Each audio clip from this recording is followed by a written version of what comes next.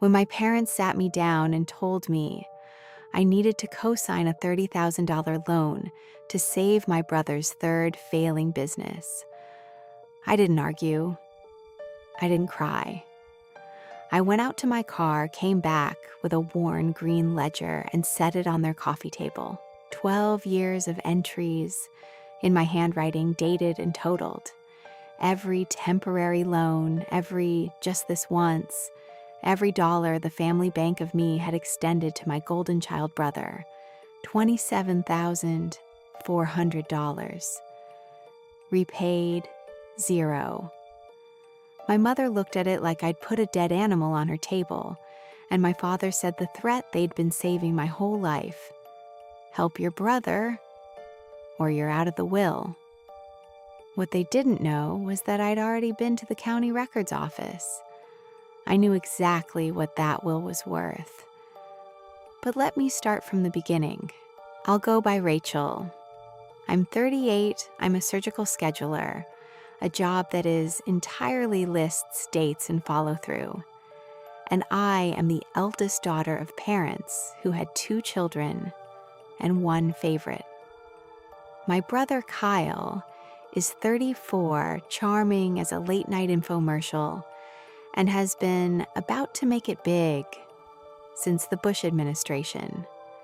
If you grew up as the responsible one, the scapegoat, the backup plan, the human safety net, you already know this story in your bones. For everyone else, welcome to the economy of the golden child. He generates the dreams, and somebody else covers the margin calls. In our family, somebody had a name, and it was mine. And here's the one thing I did right from the start, the thing this whole story balances on. At 26, after loan number 3, I started writing them down. Every loan, date, amount, what it was for, what was promised, my little green ledger. Not out of strategy, out of self-respect. Because when you grow up gaslit about who does what in a family, you learn to keep your own records. Hold on to the ledger, obviously. Let me read you some entries because the pattern is the story. Age 26, $800. Kyle's rent till Friday. Age 28, $2,000, the food truck deposit, venture number 1. Age 30, $3,000, bridge money when the food truck became a food memory. My 31st birthday, an entry on my actual birthday. $1,500, wired from the restaurant parking lot because his card had been declined somewhere fancier, and every loan came gift-wrapped in the same family liturgy. Mom. Family helps family. Dad. He's got real vision, he just needs runway.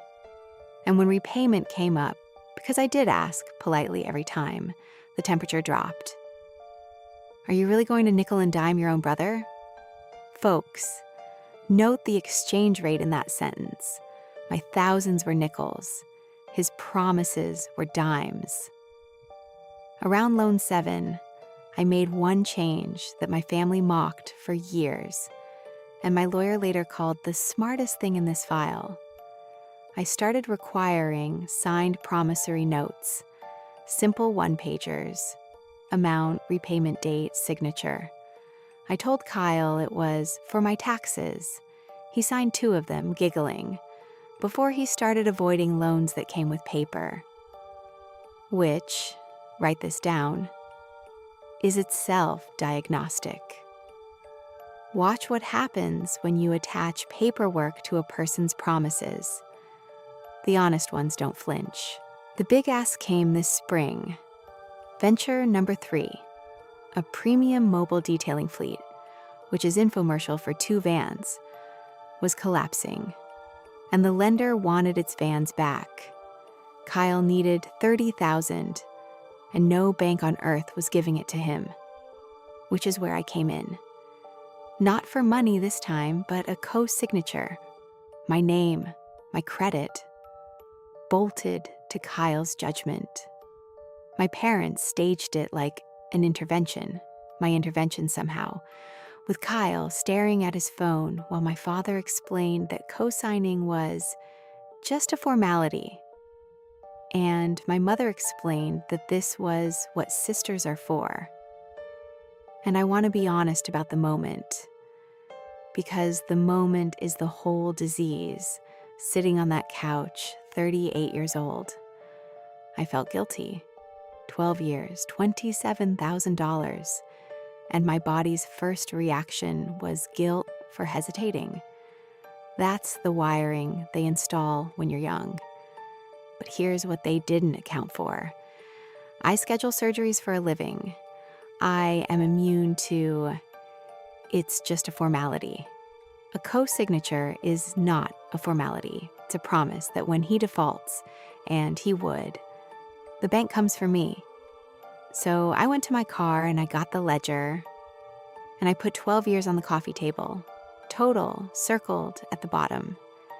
And my father, without reading a single line, delivered the threat. Help your brother, or you're out of the will.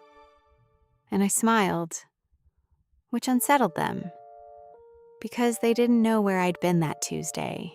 2 things happened before that meeting, and together they flipped the whole board. Thing 1, I'd finally shown the ledger and the 2 signed notes to an actual lawyer.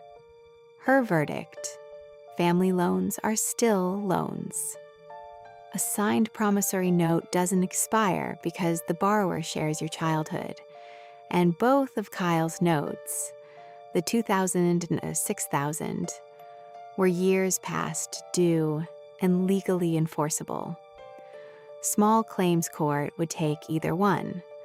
The filing fee was less than what Kyle spends on his hair. The rest of the ledger, the unsigned entries, harder to enforce, she said, but priceless as a pattern.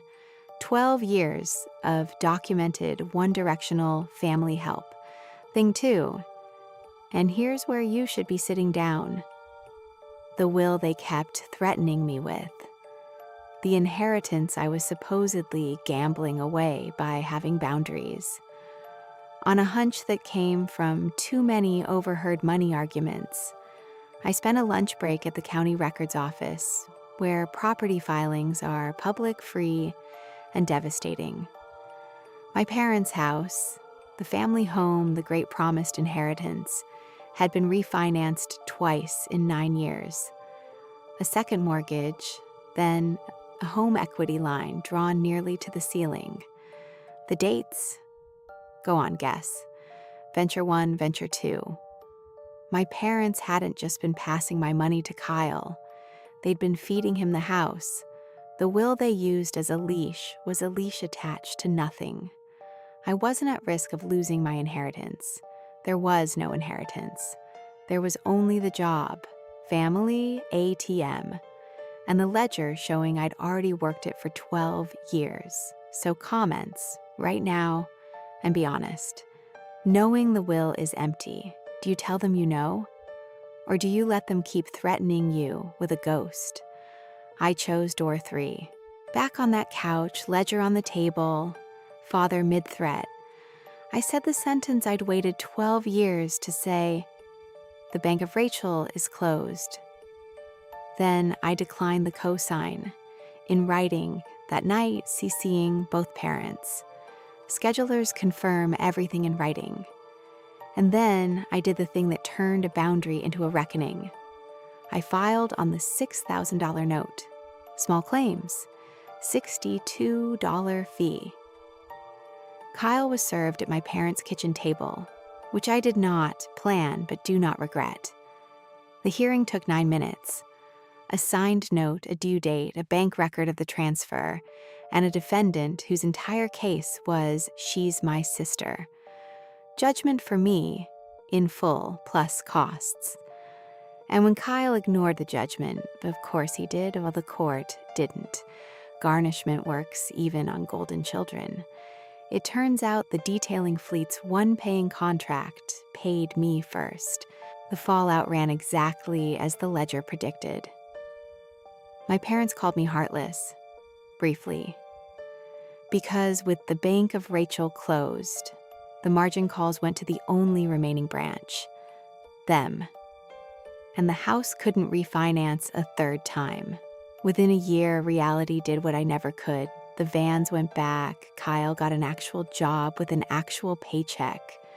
Turns out he's a genuinely gifted salesman when the product isn't himself. And my parents sold the mortgage to the Rafters house and downsized, which they framed to relatives as simplifying.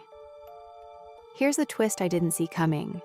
Kyle's fiancé, an accountant, asked to see the ledger after the hearing, read every page, then made Kyle's repayment of the second note a condition of the engagement. He paid it. She mailed me the check with a sticky note, balancing the books before the merger. Jay. I like her enormously. Last month, Mom asked if we could talk. Real talk, no couch, no script. She said something I never expected. I think we taught him the math wrong. First honest entry in the family ledger in decades. It's a start. The green ledger itself is retired now. I wrote one final line on the last page, dated, totaled, and ruled off the way Grandma taught me. Balance 0. Account closed. R. So tell me, could you have filed on your own brother, or is a signed note between family just paper to you? Tell me in the comments. And subscribe because next time on the Karma Archive, an uncle handed out DNA test kits at Christmas to expose a family secret and control his father's trust. The secret the kits exposed was his own.